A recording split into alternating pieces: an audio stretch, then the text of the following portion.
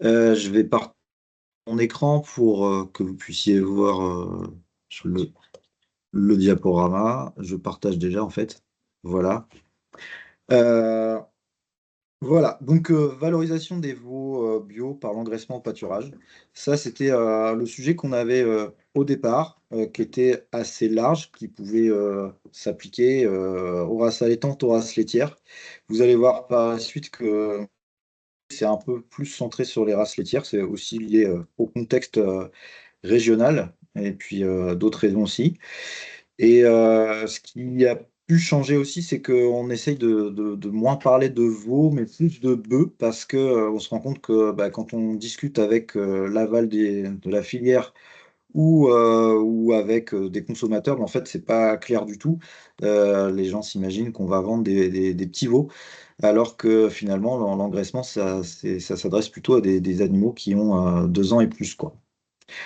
Voilà, donc ça c'est pour comment dire, l'historique du contour du projet au fil du temps. Mais c'est parti de ce constat que, effectivement, dans notre région, on estime qu'il y a à peu près 6000 veaux qui naissent chaque année dans les fermes laitières en particulier, plus des veaux femelles qui sont excédentaires par rapport au renouvellement des troupeaux laitiers.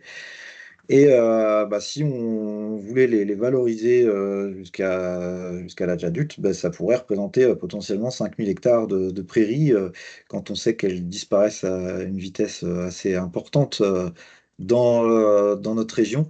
Ce serait un moyen de les préserver et, de respecter tout un tas d'enjeux que vous connaissez liés au maintien des prairies. Et bah, au lieu de cette possibilité, pour l'instant, bah, c'est les 3 quarts des veaux qui partent sur le marché maigre, conventionnel, avec des destinations plus ou moins lointaines. On parle souvent de l'Espagne, qui est un gros marché pour les veaux élevés en batterie. Et puis voilà, sur un mode de production qui est pas non plus très éthique, notamment pour vis-à-vis de nos consommateurs bio, quoi. Euh, En même temps, c'est pas un marché évident, la bio. En bio, la viande, bah, comme toutes les filières, connaît des difficultés. On a eu une grosse baisse de la consommation de viande en 2022 qui a dû se poursuivre. J'ai pas trop regardé les derniers chiffres, sans doute en 2023. Donc, l'idée, c'est, voilà, on a un double défi, c'est d'arriver à valoriser un maximum d'animaux en bio, mais sans mettre en péril le marché existant, et donc sans mettre de viande supplémentaire sur le marché, quoi. Euh, Ensuite, on a quand même la possibilité de vendre en conventionnel, qui est un marché qui est un peu plus déficitaire à l'échelle, enfin, par rapport à la fraude française. C'est pas satisfaisant, mais aujourd'hui, comme on a des prix qui se rapprochent, bon, on a un débouché au-delà de la filière bio. Mais pour pouvoir accéder à ce marché conventionnel, bah, il faut avoir des coûts de production qui soient contenus, et donc des systèmes de production qui soient très économes. Euh, alors, on a identifié au démarrage du projet des typologies de fermes sur lesquelles on pourrait engraisser des animaux. Alors évidemment, ce qui vient en premier lieu dans notre région, c'est les éleveurs laitiers eux-mêmes. Euh, mais ils sont peu nombreux, ceux qui disposent de prairies supplémentaires, puisqu'ils ont en général saturé leur système fourrager pour la production laitière. Et donc, il faut aller voir d'autres publics qui peuvent être des éleveurs allaitants, qui souhaitent réduire le naissage au profit de l'engraissement. Donc, ça peut être l'engraissement de leurs propres animaux, mais ça pourrait être aussi l'engraissement d'animaux qui viennent d'un élevage tiers. Et puis après, pourquoi pas, j'entendais parmi nous un éleveur qui s'était reconverti à la culture, mais bah, dans les systèmes polyculture et même céréales, on pourrait, pourquoi pas, introduire de l'élevage pour valoriser des couverts et des prairies temporaires. Voilà un peu les publics qu'on a identifiés. Alors, en quelques mots, nous, au départ, on avait imaginé deux axes sur ce projet Prévost. Déjà, sur la partie production, donc de mieux maîtriser la technique de l'engraissement à l'herbe, de le faire dans des coûts de production qui soient raisonnables pour avoir un prix équitable et de faire monter un peu en compétence les éleveurs sur ces sujets. Et le deuxième pied, bah, c'est bien sûr la valorisation, le côté filière, essayer de mobiliser les acteurs de l'aval dans notre région et un peu au-delà sur la nécessité de valoriser ces animaux en bio et de mieux comprendre aussi comment la consommation pouvait réagir par rapport à ça. Euh, voilà, donc on a une quinzaine de fermes là qui ont contribué au projet avec différentes typologies. Donc on a beaucoup d'éleveurs laitiers qui peuvent être seulement naisseurs ou naisseurs engraisseurs. Quelques éleveurs allaitants, puisque je vous disais au départ le projet n'était pas aussi figé sur l'élevage laitier, ce qui est un petit peu évolué par la suite. Et puis, on a quelques éleveurs qui sont uniquement engraisseurs. Voilà. Donc, bon, c'est un métier qu'on espère se voir développer, mais pour l'instant, dans notre région, c'est quand même très anecdotique. Donc voilà les quatre schémas qu'on a identifiés. Ben, comme je disais un peu précédemment, le schéma plus facile, le plus classique, ce serait des éleveurs laitiers qui sont naisseurs engraisseurs. Mais comme je disais, ça ouvre assez peu de perspectives de développement. Euh, Après, on a des naisseurs engraisseurs allaitants donc, qui sont un petit peu moins dans la cible par rapport à ce qu'on avait imaginé au départ, mais apparemment, ça reste un sujet pour d'autres régions, comme le disaient euh, certains participants à la réunion. Euh, Ensuite, on a les systèmes 3 et 4 qui sont semblables en fait, hein, où on a un naisseur qui va souvent gérer la phase lactée et un engraisseur derrière. Euh, Ça marche bien en gré à gré sur une petite région où les éleveurs se connaissent.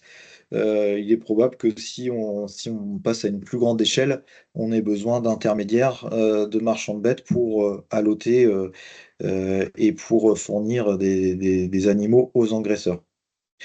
Et puis la phase lactée, elle peut aussi glisser du côté de l'engraisseur. On va voir un peu comment on a imaginé ça. Alors justement, là, je vous parlais un petit peu de la diversité des pratiques qu'on a observées chez les éleveurs qu'on a suivis. Euh, On a une majorité des éleveurs qui réalisent la phase lactée osso-tétine. Et donc ça, bah, c'est forcément au pied de la ferme laitière quand on est sur une ferme laitière, forcément à proximité du bâtiment d'élevage. Euh, on a quelques éleveurs qui le font sous la mer, donc là c'est chez les éleveurs allaitants pour l'essentiel, et de plus en plus d'éleveurs qui le font sous nourrice. Et donc ça permet notamment de s'éloigner un petit peu des bâtiments d'élevage et d'aller sur des prairies parfois éloignées, voire de délocaliser la phase lactée chez un engraisseur.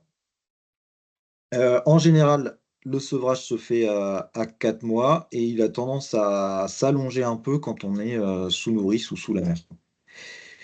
Les éleveurs castrent le plus souvent à l'élastique et ou autour de 5 mois quand ça se fait par méthode un peu plus classique. Le déparasitage chimique, c'est le problème numéro un de l'engraissement au pâturage.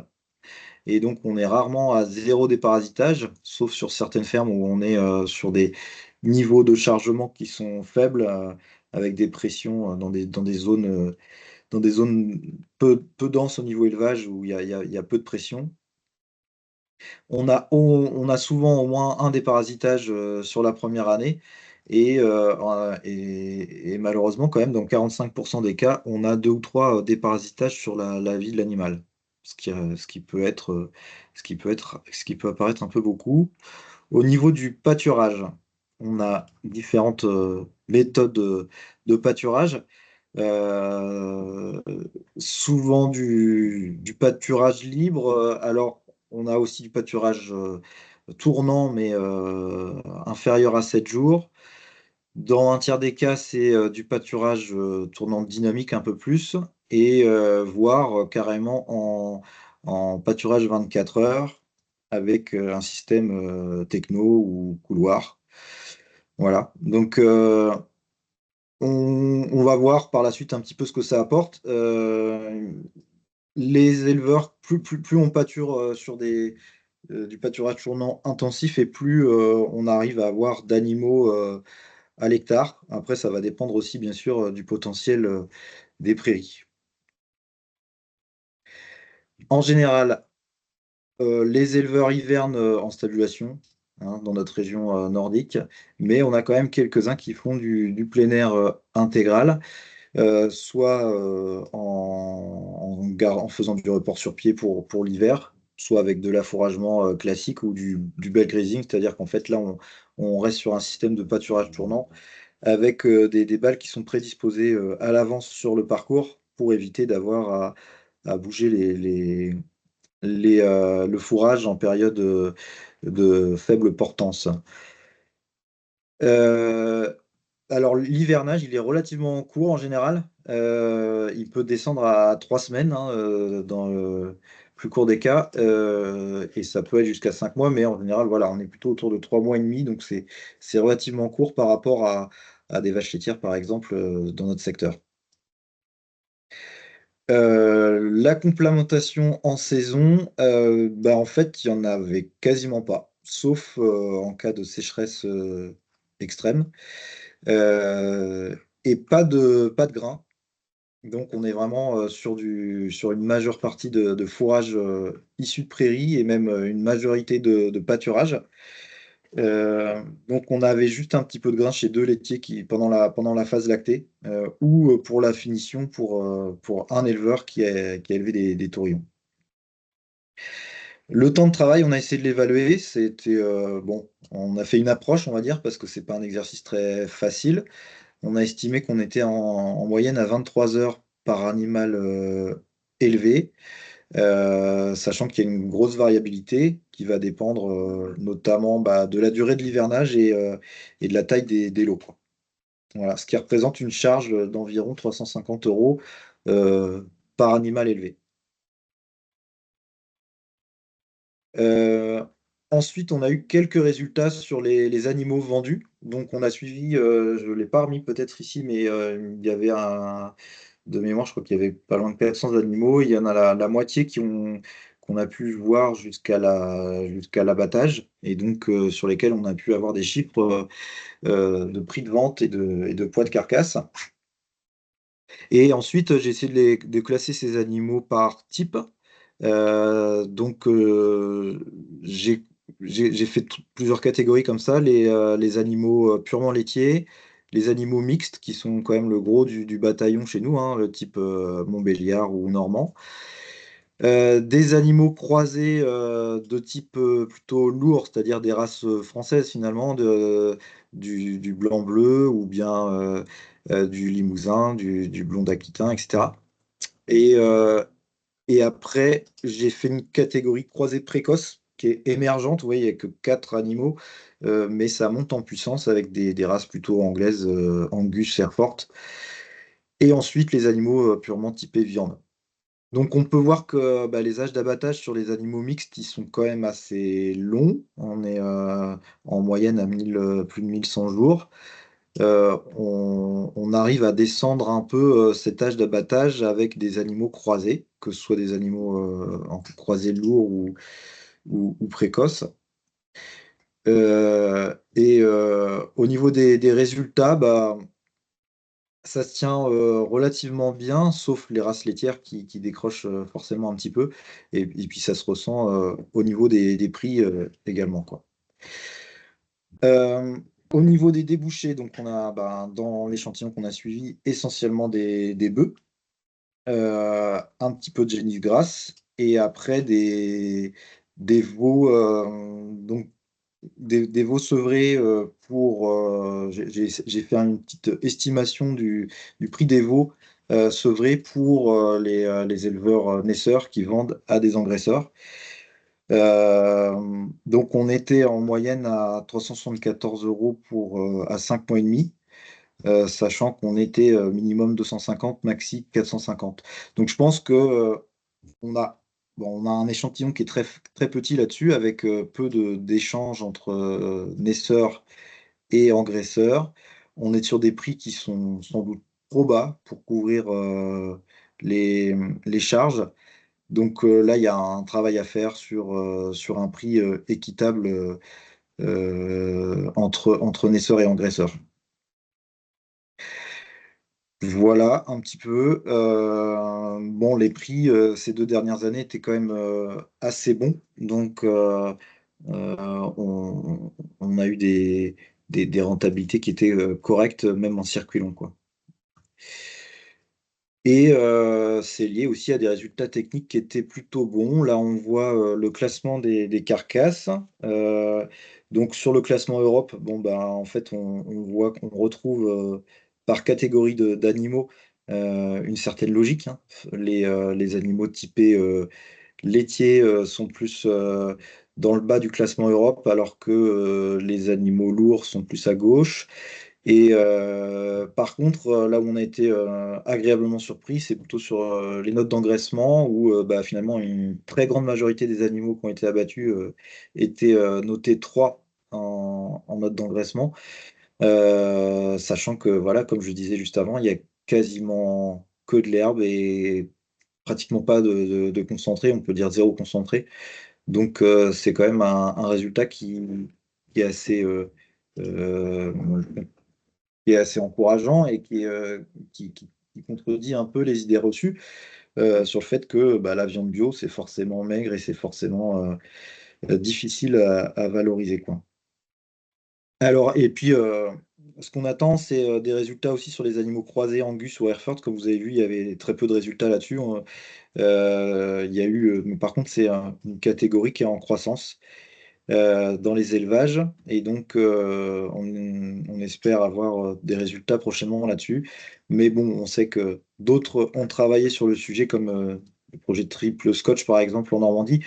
On sait que c'est assez prometteur pour avoir des animaux bien conformés à un âge assez faible. Au niveau des débouchés, dès le début, je parlais du marché conventionnel. Bah là, on voit que à peine une moitié des animaux qu'on a suivis ont été vendus en bio finalement seulement. Une grosse partie en conventionnel. Et sur la partie bio, on a eu une moitié des animaux vendus en circuit court, en vente directe même. Alors évidemment avec des prix plus élevés, mais prix plus élevés qui couvrent pas forcément tous les coûts, notamment les coûts de commercialisation qui sont, on l'a pu l'observer, souvent sous-évalués. De toute façon, en ce moment, avec les prix sur le marché de la viande d'aujourd'hui, je pense que c'est pas forcément plus rentable de vendre en direct. Les éleveurs qui le font se disent que ça peut changer et ils sont bien contents de pouvoir conserver une clientèle vente directe fidèle. Donc c'est souvent pour ça qu'ils maintiennent ce débouché. On a eu, comme j'ai pu le laisser entendre, une petite expérience de taurillon à l'herbe chez un éleveur qui a élevé 6 taurillons Holstein au pâturage. Il a quand même dû distribuer un petit peu de concentré sur la phase de finition pour atteindre un poids de vente correct. Il trouve ça assez encourageant sur ses résultats. Il a déjà renouvelé l'expérience avec des animaux croisés, où il espère, croisés Angus, où il espère avoir des résultats meilleurs encore, quoi. Mais bon, voilà, ça aussi, c'était pour l'anecdote, mais dans notre région, en tout cas, c'est quand même, ça fait peur de maintenir des animaux entiers au pâturage. Et bah, lui, il a réussi à démontrer que c'était faisable euh, d'élever au pâturage des animaux entiers. Voilà. Un petit exemple chez un autre éleveur qui nous a donné un petit peu de chiffres pour faire une petite marge. Donc voilà, on a estimé que ces veaux sevrés, castrés, pouvaient lui coûter environ 420 € en comptant le prix du veau s'il l'avait vendu à 15 jours, donc en élevage laitier, le prix, la quantité de lait qu'il a distribué, sachant qu'il distribue du lait qui n'est pas commercialisable, du colostrum notamment. Il distribue aussi un petit peu de grains pendant la phase lactée. On a compté également 2 hivers avec du fourrage, pas de concentré pendant ces hivernages. Euh, on a compté le fermage. Donc lui, il est sur une zone moyennement productive et avec de la disponibilité en prairie. Donc il charge très peu avec seulement un bœuf à l'hectare par an. Et on a estimé aussi le temps de travail pour lui. Donc ensuite, il a vendu ses animaux. Il a généré en moyenne 1 825 € de produits sur des animaux qui sortaient à 365 kilos de carcasse. Et donc, ça lui a généré une marge semi-nette de 779 € par hectare. Et donc, ce qui est correct pour lui, au regard du temps qu'il a pu y passer et de la situation de ces prairies qui sont pas labourables et éloignées de son site de production et donc qui pourraient pas tellement valoriser mieux que ça d'une autre manière. Ah puis il a pas besoin d'entretenir aussi, ouais. Voilà. Après, un autre petit zoom sur une autre ferme, donc un peu particulière dans le projet, puisque c'est une ferme où il y avait beaucoup d'animaux engraissés, donc sur laquelle du coup on a pu avoir beaucoup de résultats techniques, et en plus un certain nombre de pesées qui ont été réalisées au cours des 2 années. Et donc ça nous a fourni des résultats intermédiaires sur la croissance des animaux. C'est une ferme qui est en cours d'évolution, qui avait à l'origine 140 vaches montbéliardes et qui est en train d'évoluer vers vaches de vaches kiwi en village de printemps. L'idée étant d'élever une grosse partie des animaux, d'élever une grosse partie des veaux sous nourrice. Et donc, il y a une bonne partie des vaches laitières qui seront réservées à ça. Et parallèlement, il y a eu une reprise de 40 hectares de prairies et le but, du coup, c'est d'élever la totalité des veaux de la ferme. Et donc, on a pu suivre, comme je disais, 173 animaux qui sont nés entre 2020 et 2022 avec des pesées régulières. Donc, le schéma d'élevage, il est là. Donc, là, c'est sur des veaux qui sont nés à l'automne 2021. Donc là, il y avait initialement 2 veaux, puisqu'il y a une partie des veaux qui sont nés en prairie et qui ont été mis sous nourrice tout de suite. Une autre partie de veaux qui sont nés un peu plus tard et qui sont, eux, arrivés plutôt en bâtiment. Voilà, donc le lot né en bâtiment a eu aussi un peu de complément en céréales. En général, voilà, ils ont été sevrés à, à 1, 2, 3 mois, et puis ils ont été remis en extérieur dès le début mars pour le premier lot, pardon. Vous voyez en dessous les pesées régulières. Là, il y en a eu donc au total 5, 6, 7, 8, 9, 10 pesées sur l'ensemble sur la totalité du cycle. Et ils ont pu passer une majorité de leur temps au pâturage. Pour le premier lot, ça représentait 19 mois de pâturage sur 26 mois de vie. Voilà. Et une décroissance qui était très correcte avec la possibilité d'en vendre une partie dès 24 mois. Ça a été parfois un peu compliqué à cause de la sécheresse et aussi à cause des parasites. Voilà, donc il a souvent fallu traiter en première année. La particularité aussi de cet élevage, c'est qu'il y a une bonne partie des prairies qui ont été aménagées en couloirs techno pour l'engraissement de ces animaux et l'élevage des génisses également, de la même façon. Voilà. Quelques notions de croissance. Donc là, bah, on a eu des références qui nous ont été fournies par PâtureSense pour voir si on était bon par rapport aux performances qu'on pouvait attendre. Donc là, on a trois types d'animaux. On range donc les animaux de type herbopact, donc c'est des animaux laitiers croisés avec des races type Angus. Ensuite, en gris, on a des animaux plutôt laitiers, mais croisés quand même, également, alors pas forcément en race Angus. Et ensuite, on a les animaux jersey, donc là qui sont purs laitiers. Ce qu'on peut voir, c'est qu'on a des croissances qui sont forcément différentes selon les lots. Les animaux en orange, c'est donc des animaux qui sont nés à l'automne.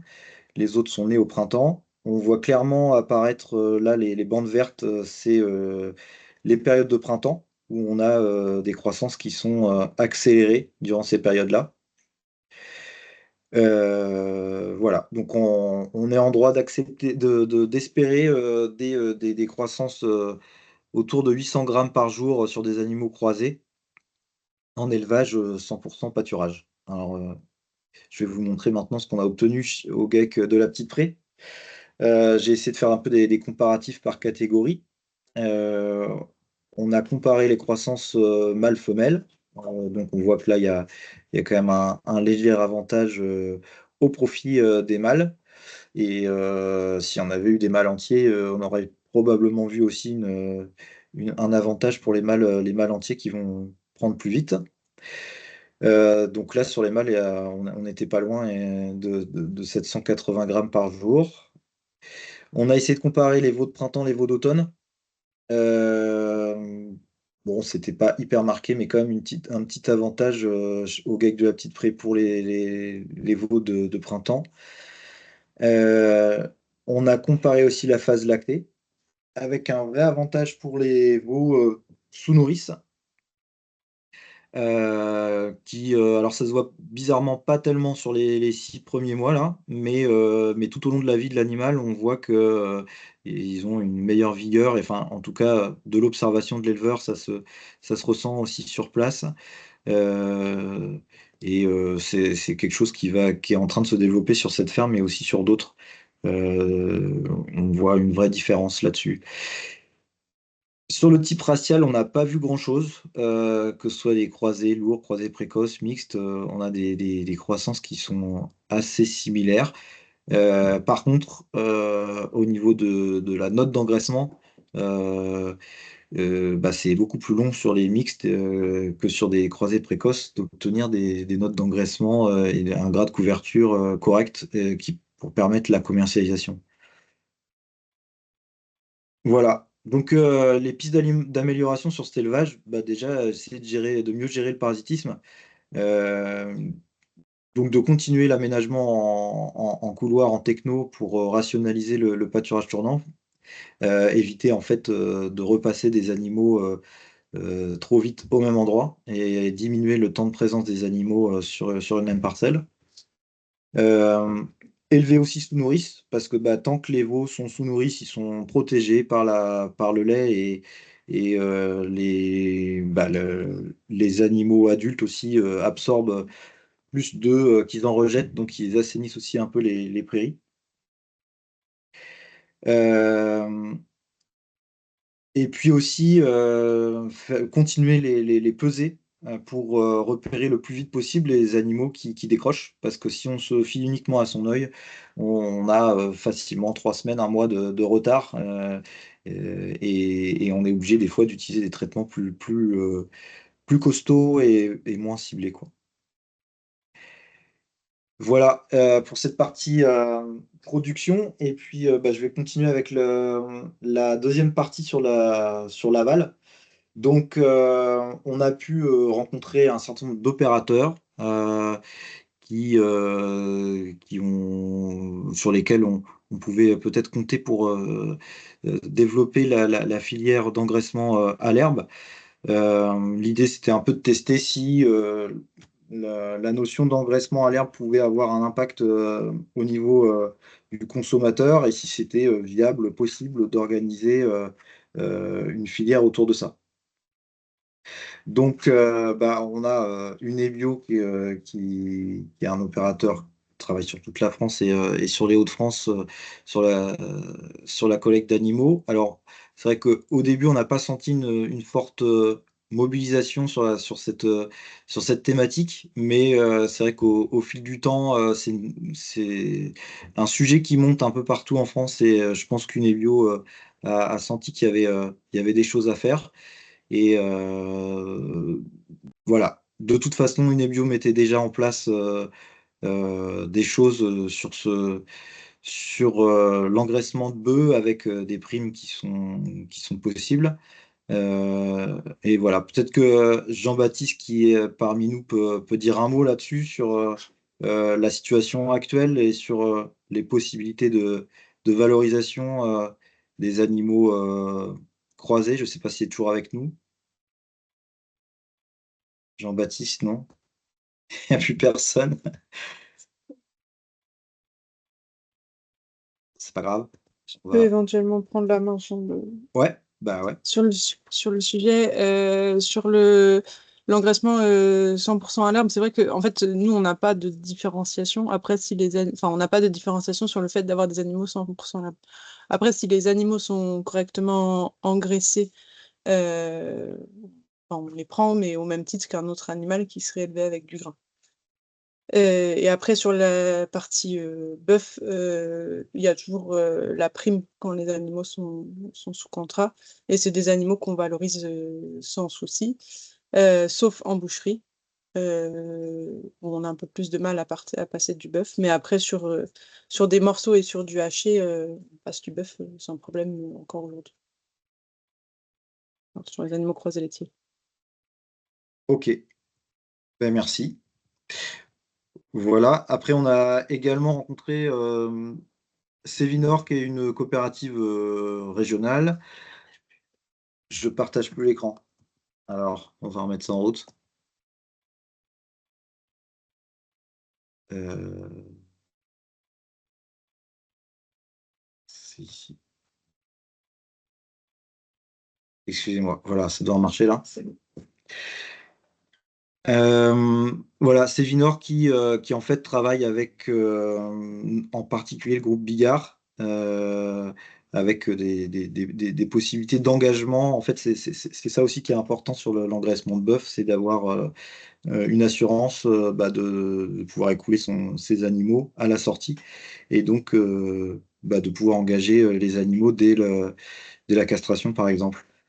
Euh, je vais passer assez vite là-dessus et vous parler peut-être plus de la filière Herbopact bah alors pour l'instant, c'est une filière conventionnelle, mais finalement qui se rapproche beaucoup de ce qu'on a identifié au niveau bah, de l'engraissement en bio, euh, avec un cahier des charges qui se rapproche beaucoup de ce qu'on veut faire, des croisements avec des races anglaises. Euh, avec un maximum d'herbe dans la ration des animaux et un maximum de pâturage. Des animaux qui sont qui sont abattus relativement jeunes. Euh, voilà. Alors après, bah, évidemment, les différences par rapport à la bio, c'est que il y a la gestion de la phase lactée qui est différente. On ne peut pas utiliser de poudre de lait en bio.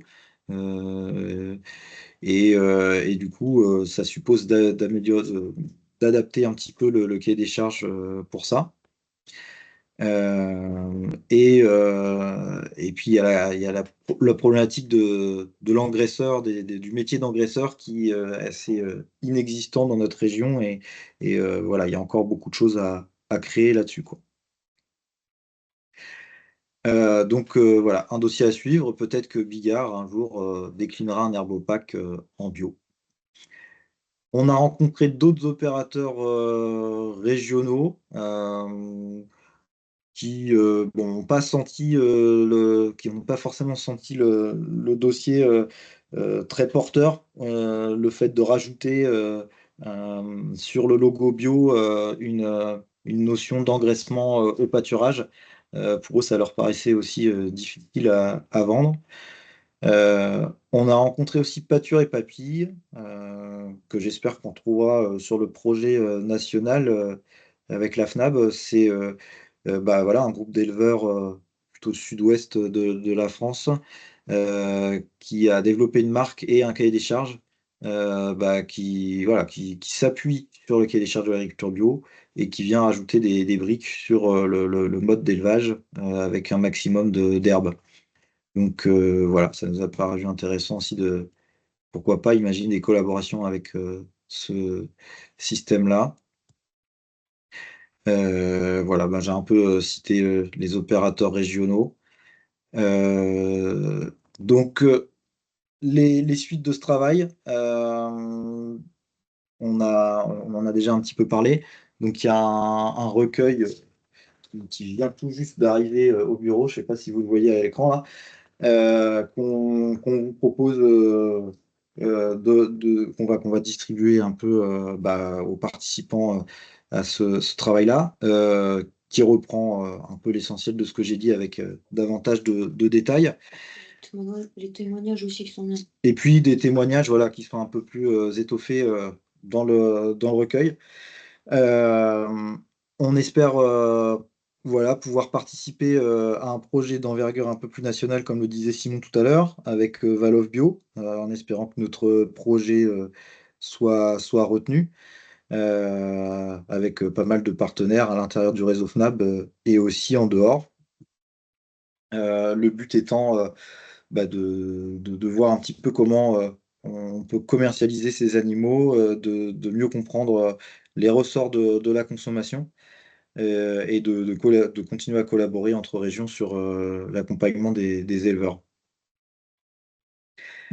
Euh, alors, quelques conclusions. Donc déjà, qu'est-ce qu'on a appris de tout ça? Le Prévost, ça nous a déjà permis de démontrer qu'on pouvait engraisser à l'herbe avec des notes d'engraissement qui sont tout à fait satisfaisantes et qu'on arrive à le faire dans des conditions techniques et économiques qui sont aussi satisfaisantes. Donc là, il y a un travail bah, de partage de connaissances entre éleveurs et puis peut-être des formations à monter, pourquoi pas, pour encourager des engraisseurs qui voudraient se lancer dans cette activité.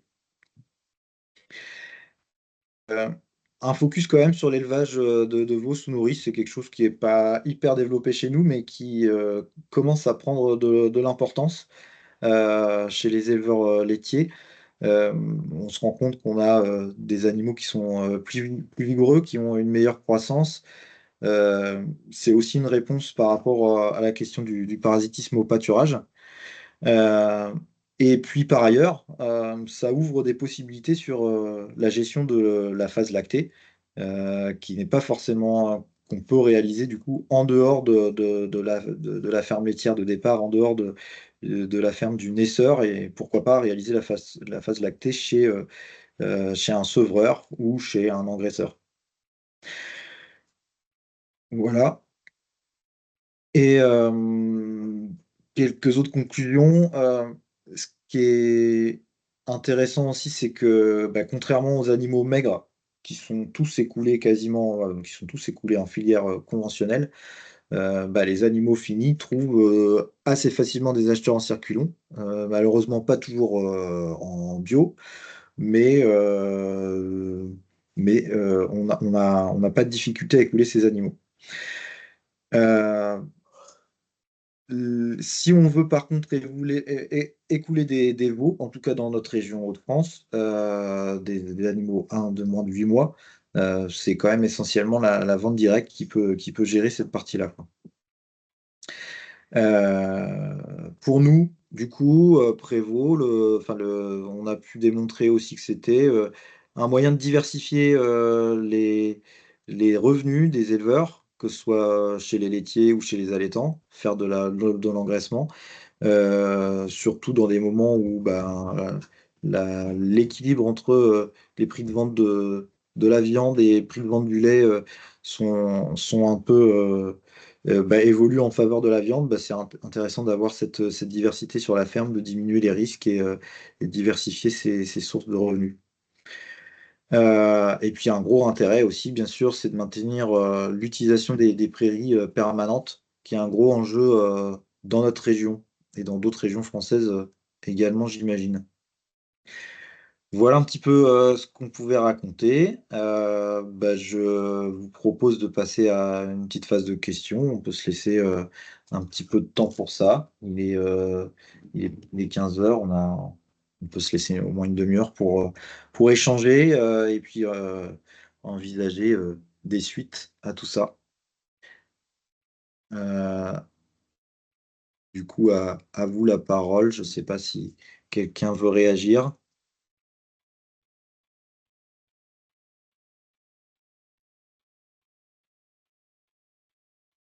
Je vois Lola qui lève la main.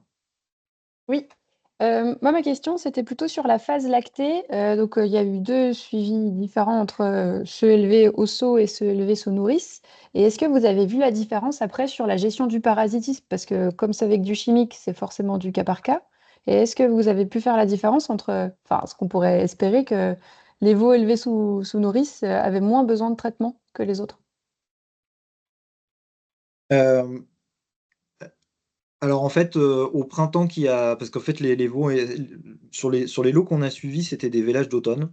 Par la suite, l'élevage en question a revu un peu son système et a fait des vélages de printemps. Et donc en fait, ils sont restés sous nourrice seulement sur la période d'automne. Pour avoir un vrai impact sur le parasitisme, il faut que les animaux restent au minimum 6 mois sous nourrice pour que l'immunisation puisse ait le temps de s'installer pendant le pâturage.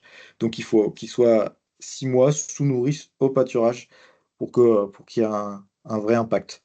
Donc malheureusement, ça, on n'a pas pu le mesurer sur ces 2 premiers lots qui étaient nés en 2021 ou 22, je sais plus, automne 2021.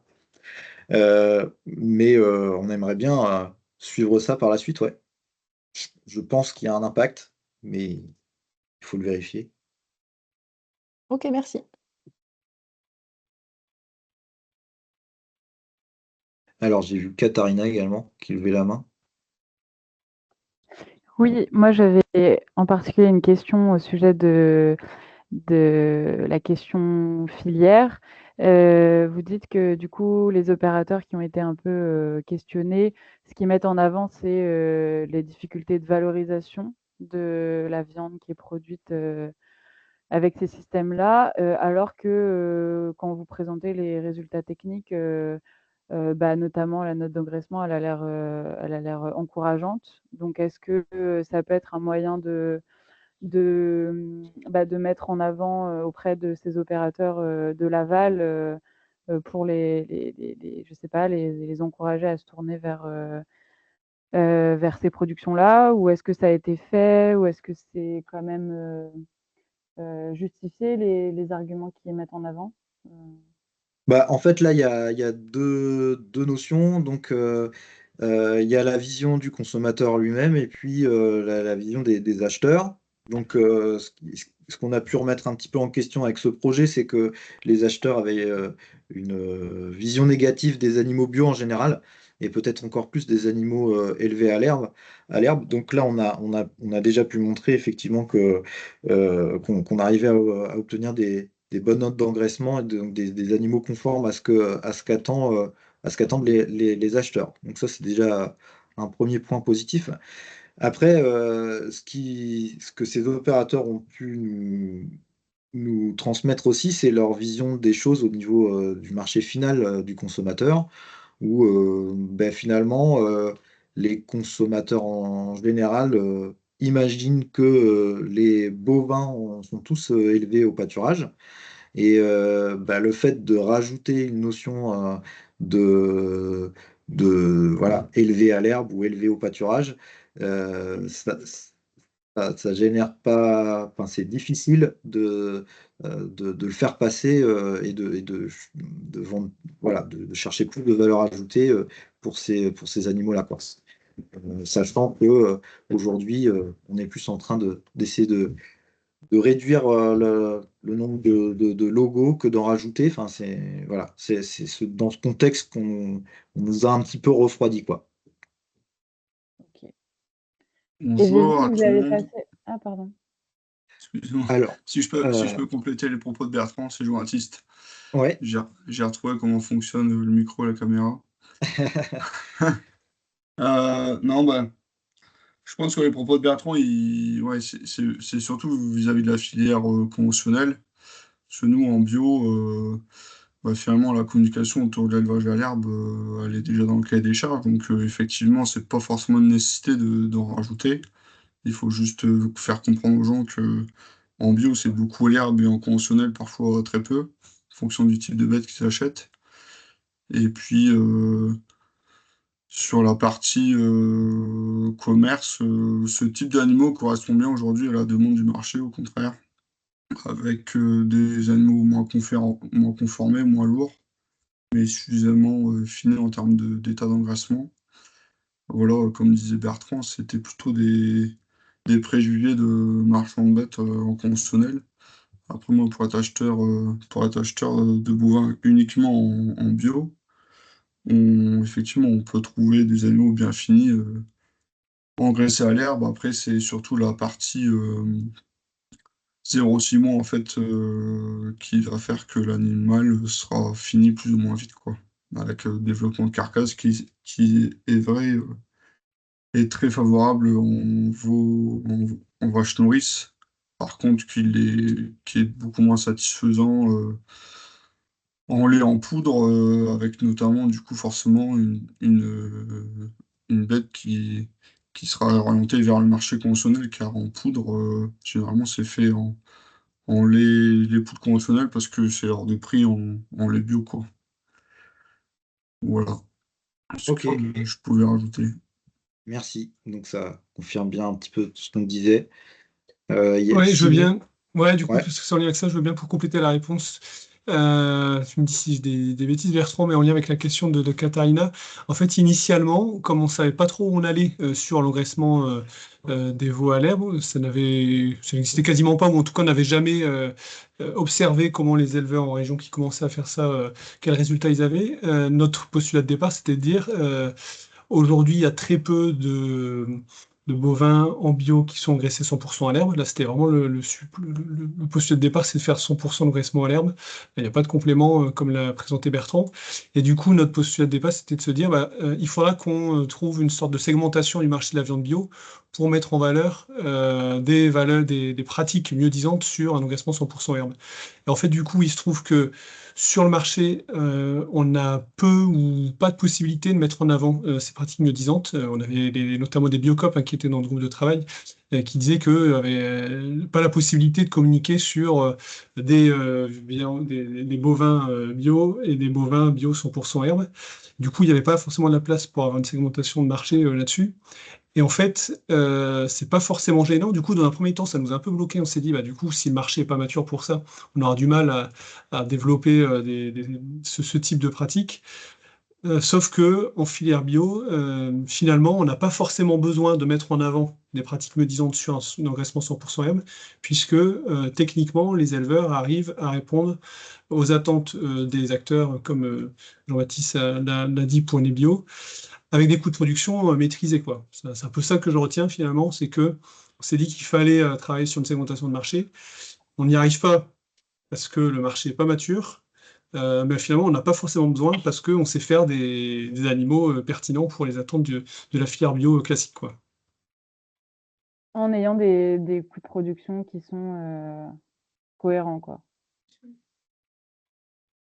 c'est ça, ouais. En fait, comme finalement la pratique d'engraissement à l'herbe, elle est finalement davantage à l'avantage de l'éleveur. Et donc, bah, si on peut pas le valoriser jusqu'au consommateur final, c'est dommage, mais l'éleveur est quand même gagnant, quoi. Ok, bah, merci pour ces réponses. Voilà, j'arrive pas à voir toutes les mains levées. Je sais pas s'il y avait encore d'autres réactions. Je sens qu'il y avait Oui, encore j'avais quelqu'un. simplement une Oui, question plutôt d'ordre technique. J'avais vu dans la partie chiffrage qu'il y avait seulement 14 heures de travail par animal sur sa durée de vie. Ça me paraît absolument minime parce que je me compare avec mon système. Là, j'ai 4 bœufs, on les engraisse non pas jusqu'à 26, mais jusqu'à 42 mois. Euh, alors, nous, on n'est pas 100% herbe, on a 4 mois de finition parce qu'on rentre en valorisation label rouge, bœuf fermier et Aubrac. Donc, pareil, on n'est pas sur les mêmes niveaux de prix à la fin non plus. On est sur des carcasses qui font pas très loin du double. On est plutôt vers 450 kg carcasse sur des Aubrac purs, donc race mixte, plutôt viande. Et je me demandais comment c'était possible d'arriver à 14 heures par animal. Euh, Moi, même si je diminue leur durée de vie par deux, je serais largement au-dessus. ouais, ouais, bah effectivement, hein, comme j'ai dit tout à l'heure, ça dépend vraiment de la taille des lots et de la durée des hivernages. Parce que finalement, plus il y a de pâturage, moins on y passe de temps parce que si on est un peu même en pâturage en dynamique où on y va très souvent, le but d'avoir un système efficace pour changer les animaux de parcelles assez rapidement tout en ayant la possibilité de les observer et de les domestiquer et de les apprivoiser. Donc, euh, si on a, nous, on est plutôt parti sur des élevages sur des bœufs de 2 ans, hein. Donc, déjà, ça fait que 2 hivernages, voire moins si on fait une partie en plein air intégral. Et après, bah, sur des lots de 25 animaux, on passe beaucoup moins de temps rapporté à l'animal que sur des lots de 5-6 animaux. Ça, c'est sûr que c'est les deux éléments les plus importants, quoi, sur le temps de travail. Ah, ok, ouais, nous, on a un seul hivernage en bâtiment, les deux autres sont en plein air avec accès à un bâtiment, mais de façon libre. Ils n'utilisent en réalité quasiment pas. Mais ouais, 25 animaux, ça voudrait dire un troupeau qui n'est pas possible dans nos régions montagneuses, on va dire. D'accord. Voilà. Bon, Bon. bah, donc après, c'était perfectible, hein. Comme je disais, c'était une première approche hein, sur le temps de travail. C'est possible qu'on ait oublié certains aspects, mais ça permettait déjà d'avoir une première façon de prendre conscience du coût que représente la matière, le temps de travail, pardon, ce qui n'était pas forcément le cas des éleveurs qu'on a rencontrés. Je Merci. poursuis. Il y avait d'autres questions. J'arrive pas Jean-Baptiste, peut-être que tu avais. Ouais. Non, bah, par rapport aux 14 heures de travail, je sais pas, Bertrand, ça avait peut-être été compté dans, j'ai plus bien en tête ce chiffre, dans un élevage mixte avec du laitier aussi, non? Oui, Parce que dans ce cas-là, il y a une notion finalement de mélange des animaux élevés pour le troupeau laitier et des animaux viande. Et au final, le temps pris, il sera quand même à prendre pour les animaux bovins laitiers. Donc finalement, le faire, enfin si les animaux sont mélangés ensemble, finalement le temps est presque le même. Il faut qu'après, et puis l'hiver au bâtiment, il faut quand même donner à manger à ce lot de génisses laitier. Donc en même temps, on donne à manger aux bovins allaitants. Dans le pâturage tournant en printemps-été, ça doit être la même chose. Donc finalement, ça prend peu de temps en plus quand c'est mélangé avec des animaux qui sont destinés à l'élevage laitier. Je pense qu'il y a cette notion-là aussi où au final, il faut quand même le faire pour les génisses laitières. Donc bah, ça prend très peu de temps de le faire pour des animaux viande mélangés avec, quoi.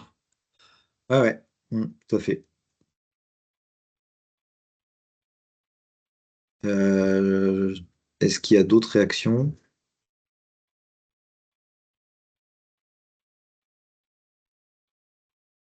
Simon?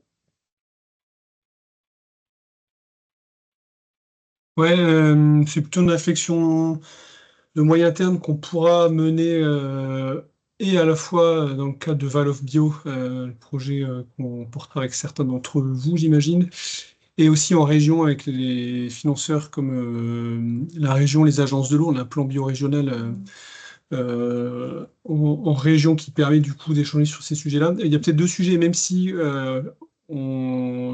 par rapport à ce que je disais juste avant, le projet a permis de démontrer qu'il n'y avait pas besoin de mettre en avant des pratiques particulières d'engraissement à l'herbe. En l'état, c'est plutôt pertinent, faisable techniquement et économiquement rentable. Je me pose quand même la question à moyen terme si explorer des choses type STG, comme il y a STG lait de foin, en Tétouton, je fais un peu le parallèle entre la STG lait de foin qui est, où c'est la majorité des éleveurs en STG lait de foin sont des éleveurs bio et du coup qui vont plus loin sur un cahier des charges 100% herbe non en dehors de ensilage, remêlage, etc. Du coup, il y a peut-être quelque chose à moyen terme, même si aujourd'hui le marché fait que on n'a pas besoin d'une différenciation, ça pourrait peut-être à moyen terme quelque chose à avoir en tête.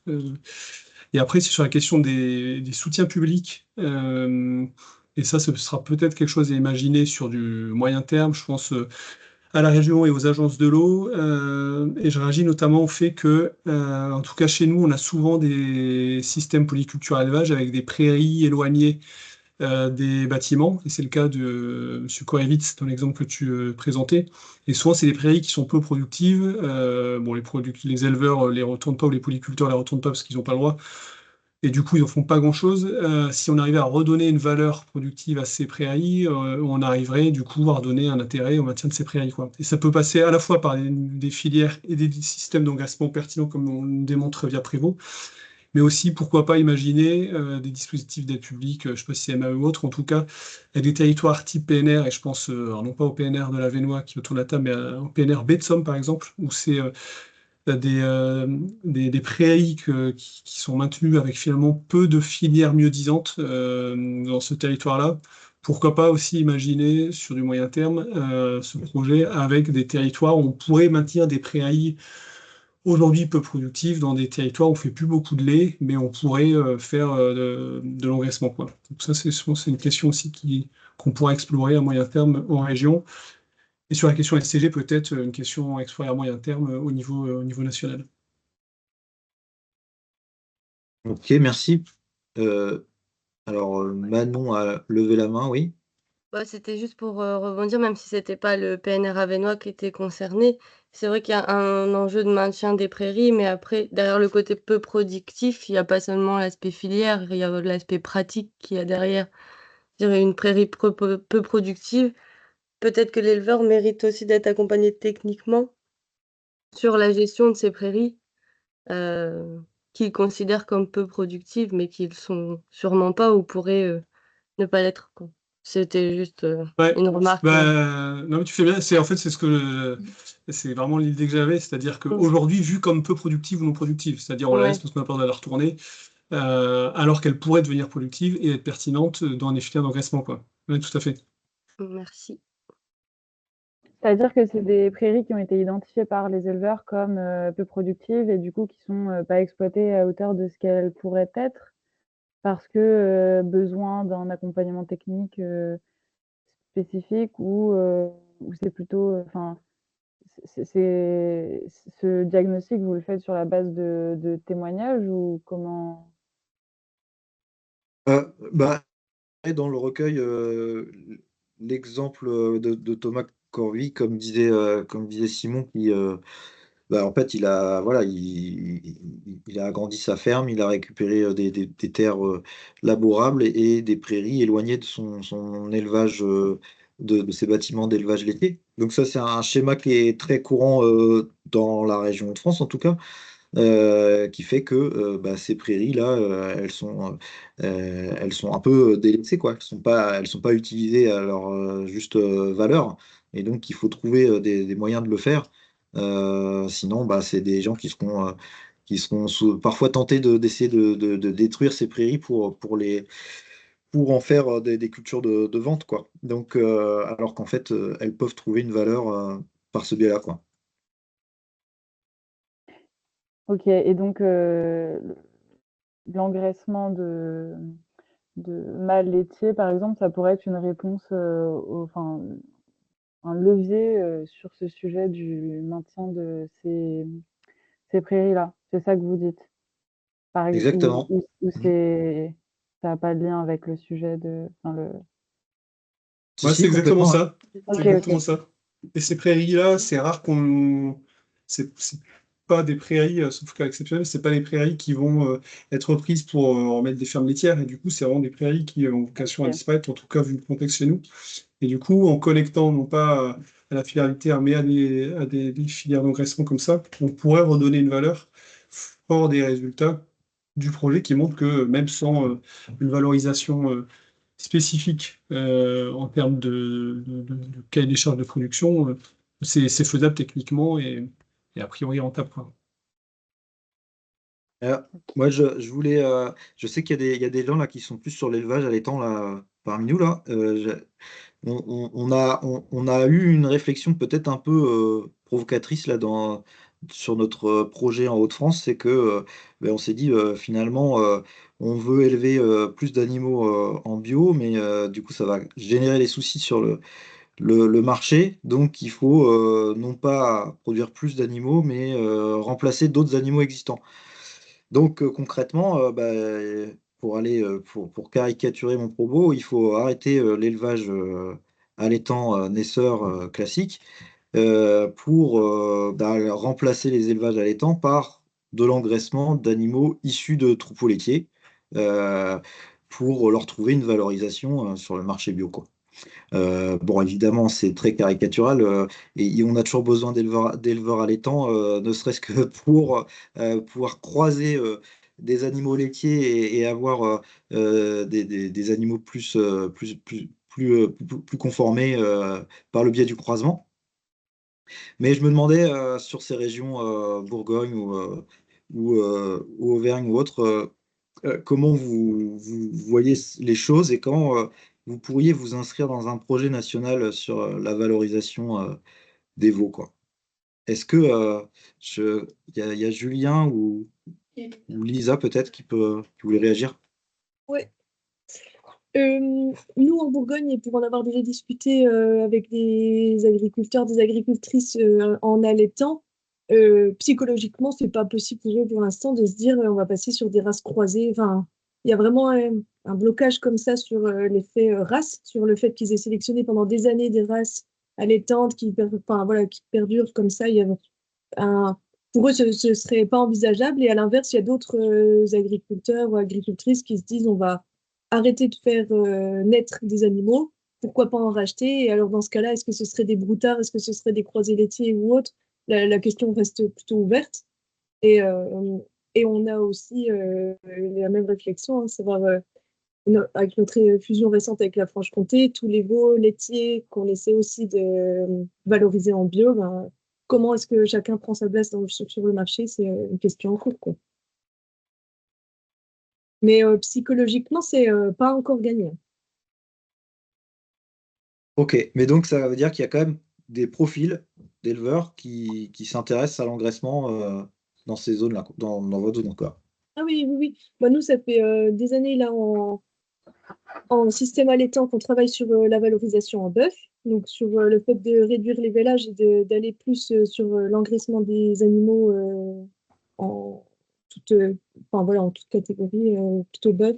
Et du coup, ça diminue quand même les vélages, donc aussi la part d'animaux engraissés des vaches de réforme.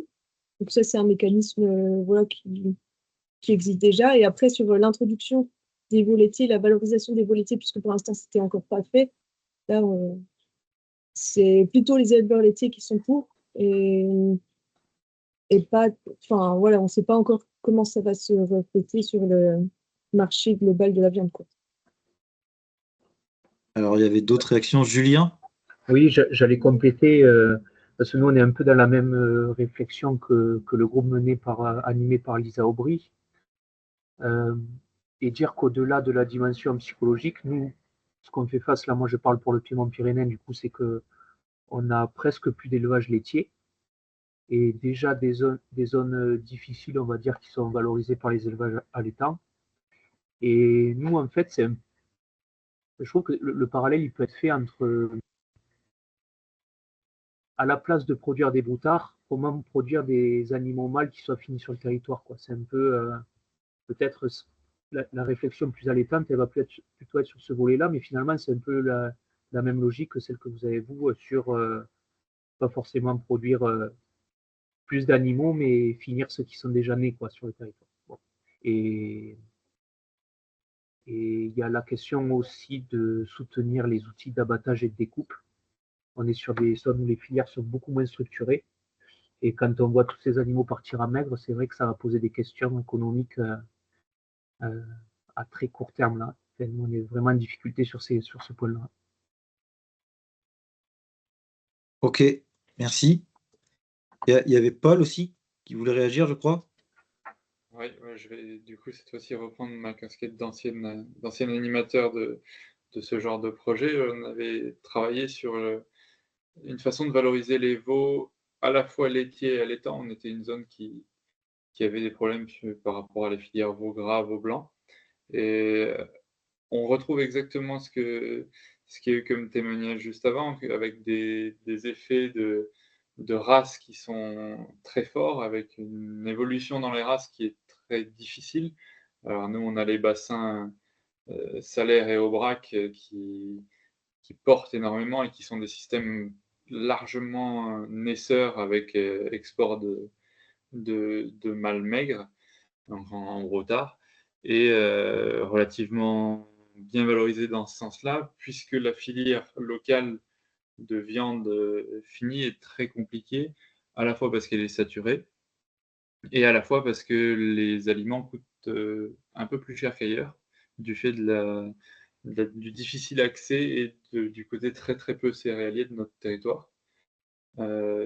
Donc les filières d'engraissement se sont très peu développées chez nous, et le collectif que j'accompagnais réfléchissait plutôt à ne pas faire vieillir du tout les animaux et à rester sur du veau pour éviter d'avoir à baisser le nombre de vélages, baisser le nombre de mères, ce qui était relativement cohérent avec l'ancienne PAC. Surtout chez nous où on a des primes à l'hectare qui sont relativement intéressantes dans ces cas-là. Aujourd'hui, c'est plus le cas. Bon, je suis plus le projet puisque je suis sorti de la structure pour rejoindre ma ferme. Mais voilà, les difficultés étaient là de trouver une valorisation assez volatilité dans nos filières AOP qui ne trouvent pas de débouchés, à trouver une façon d'engraisser aussi nos mâles autrement et essayer de les valoriser directement sur le territoire. La solution n'avait pas été toute trouvée. Les alliances entre les producteurs avaient été difficiles à mettre en place. Donc aujourd'hui, on était reparti en se disant bon ben tant pis, on va rester dans nos systèmes habituels. Et c'est relativement peu d'éleveurs qui se sont dit on pourrait engraisser des laitiers chez des allaitants. Ça c'est vraiment pas ressorti. Des allaitants qui mettraient sous des nourrices, nous on en a très très très peu. Des laitiers encore moins. Voilà, c'est un peu. Voilà, on a vraiment deux systèmes distincts, les laitiers en AOP et les allaitants en broutard. Et aujourd'hui, l'évolution est un peu difficile. Voilà un petit témoignage. Ok, donc les choses sont finalement un peu figées. Et donc l'engraissement au pâturage d'animaux adultes, ça paraît pas faisable alors. Là, ce qui avait été vu, on avait travaillé aussi avec l'INRA de chez nous, et les propositions revenaient un peu à ce que vous nous avez montré, c'est des croisements avec des animaux plus précoces, race anglaise, mais comme je vous l'ai dit juste avant, les races de nos territoires sont trop ancrées et trop figé pour laisser rentrer ce genre d'expérimentation. J'ai quelques collègues qui l'ont testé et derrière, c'est sur l'aval de la filière que ça bloque complètement. Ah oui, Sortir un Aubrac croisé Angus, c'est juste pas la peine d'essayer de le vendre. L'INRA avait essayé des salaires croisés Angus, même problème, ils ont été incapables d'écouler les animaux. Donc au final, ça rendait toute l'expérimentation caduque puisque la valorisation à la fin n'existait pas. Alors qu'ils avaient techniquement réussi à faire des animaux conformés qui ont été abattus dans des abattoirs extérieurs au territoire. ok. Il y a décidément beaucoup d'idées préconçues à démonter un peu partout. C'est ça. D'accord. J'ai vu juste des réactions dans le chat là. Je ne sais pas si vous avez pu les lire. Lola, je ne sais pas si elle est encore avec nous, mais qui nous parle de la seule filière STG existante pour du bœuf mâle castré de race normande. Voilà. Oui, c'est comme quelqu'un avait fait le lien avec les STG, du coup, j'ai cherché, mais en viande et en France, enfin, il n'y a pas de. Personne n'a rien déposé pour le moment, si ce n'est que là, donc c'est une appellation, enfin, un signe de qualité où on parle de bœuf, mais pour le coup, c'est vraiment un mâle castré, parce que notamment, nous, on a une AOP bœuf de Charolles, mais en fait, ça veut juste dire viande bovine, ça ne fait pas référence à du bœuf par rapport à ce dont on parlait pour aller chercher une reconnaissance des pratiques. Ok. En tout cas, ça existe. Il me semble qu'il y avait un label rouge, le vrai bœuf en Gascogne des Pyrénées. Un collègue qui travaillait là-dessus, et pour le coup, là, c'est du bœuf castré.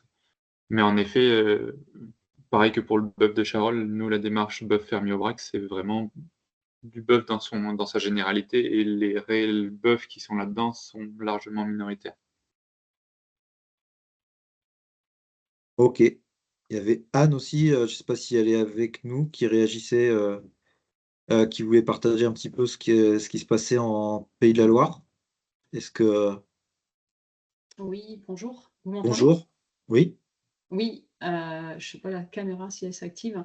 Donc, Anne Usureau, chargée de mission à la CAP et la Loire. Donc, on est en train de mener depuis, alors c'est parti d'un groupe G2E au niveau d'ici Femmes Bio en Mayenne, qui a été déployé, on va dire, au niveau régional Pays de la Loire, pour capitaliser des données d'animaux qui sont soit engraissés à la ferme, c'est souvent donc des troupeaux laitiers à la base, à la naissance, et donc qui engraissent soit à la ferme ou soit en partenariat avec souvent d'autres éleveurs et allaitants.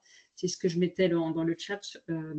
Donc des éleveurs laitiers, des éleveurs allaitants qui peuvent être un peu réfractaires à engraisser ce type d'animaux. C'est souvent des animaux croisés. Donc là, l'idée, c'est de capitaliser des références technico-économiques en fonction d'itinéraires très différents, donc pour accumuler de la matière. Et ce que j'indiquais, c'est qu'on participe aussi au projet Valov Bio au niveau national, mais sur une autre approche qui est la vôtre. Mais voilà, ça permet aussi de rentrer les choses. On va faire dans une petite vidéo à ce sujet-là pour présenter le projet. Et l'idée, c'est, on a un partenariat aussi avec, je vois qu'il y a Naël, avec Unebio et d'autres partenaires, et Biolay aussi, voilà, pour vraiment associer les acteurs des filières aussi par rapport à ce projet-là. Ok, merci. On sent qu'effectivement, il y a une vraie dynamique ces 2-3 dernières années autour de ce sujet. C'est en train de monter en force, donc c'est chouette. Voilà, bah, je ne sais pas s'il y a encore d'autres réactions, sinon peut-être qu'on va pouvoir clôturer là. Si, n'hésitez pas, s'il y a encore une réaction ou deux. Non, c'est tout bon. Ah, Jean-Baptiste qui lève la main, vas-y. Je voulais juste dire, donc on se termine et je voudrais pas qu'il y ait des mauvais messages qui courent dans les campagnes. Au niveau de la valorisation des bovins viande, on a pu voir dans certains diapos que le prix n'était pas au rendez-vous en filière viande. Effectivement, on avait une grille qui était un peu déconnectée sur les bovins allaitants. Malgré tout, on rajoutait toujours du prix aux éleveurs pour pas payer des bovins bio moins chers que le conventionnel. Donc voilà, je voulais juste préciser ça à tout le monde, c'est que aujourd'hui on a une grille chez Nebu qui a été réactualisée, qui, qui est faite en sorte pour que on ne puisse pas penser que la filière bio paye des bovins moins cher que le consommé. Voilà. Et on a vu tout à l'heure dans un des diapos qu'il y avait quand même 80 centimes d'écart sur des bovins croisés laitiers et viande. Donc gardez-le bien en tête, ce serait dommage que des bovins bio partent en filière conventionnelle alors que la filière bio en a aujourd'hui besoin. Ok, merci beaucoup de le rappeler. Merci à vous. Sachant que bah, évidemment, il y a un petit décalage entre ce que j'ai présenté et aujourd'hui, puisqu'on parle un peu du passé. Mais malgré tout, quand même, ce que les éleveurs disaient, forcément, en conventionnel, il y a des marchands de bêtes partout dans les campagnes. Donc, en termes de réactivité, ils étaient parfois plus satisfaits du service, mais ils ont jamais, ils ont toujours constaté effectivement que le prix bio, s'il n'était pas très supérieur, était au moins égal, quoi. Donc, je pense que ça confirme ce que tu dis. Et évidemment, nous, on va faire en sorte qu'il y ait un maximum d'animaux qui soient valorisés plutôt en filière bio chaque fois que c'est possible. C'était juste pour dire que voilà, il n'y avait pas de difficulté à écouler ces animaux en circuit long, et c'est déjà rassurant. C'est évidemment beaucoup mieux que ce soit en bio. Voilà, ben, merci beaucoup de votre participation. Donc, ben, voilà, on va vous envoyer le recueil, comme ça vous aurez